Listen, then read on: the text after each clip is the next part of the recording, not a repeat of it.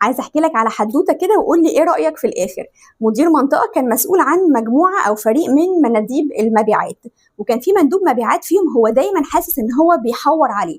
فكان كل ما يكلمه يقول له انت فين، يقول له انا عند الدكتور مش عارفه ايه، يقول له طب انا هاجي لك، يقول له لا ما اصل انا نازل دلوقتي رايح عند الدكتور التاني.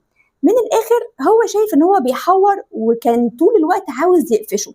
ولكن اللي كان منعه ان المندوب ده شاطر جدا في البيع، يعني تقريبا كده هو اللي كان شايل له المنطقه كلها، فكان دايما يحقق التارجت بتاعه وكان بيعمل اوفر اتشيفمنت كمان. كان شاطر جدا مع الدكاتره وطريقته كويسه، يعني كان حتى بيستغله انه يدرب بقيه المناديب في الكاستمر سيرفيس وازاي ان هو يتكلموا مع الدكاتره وكده. لكن مدير المنطقه ده في مره الموضوع زاد عن حده تماما، فقرر ان هو يقفشه.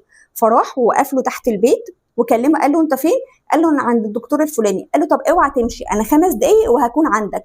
وفضل واقف تحت باب العماره بتاعته. طبعا في اقل من 3 دقايق كان المندوب ده نازل بيجري من العماره. فالمدير ده وقف له وقال له ها اخبار الدكتور ده ايه؟ طبعا مندوب المبيعات ده اتكسف جدا واتحرج قوي قوي، وتاني يوم كان مقدم استقالته وماشي من الشركه. السؤال بقى، ايه رايك في تصرف مدير المنطقه ده؟ وهل انت شايفه ذكي ولا كان ممكن يعمل حاجه تانية؟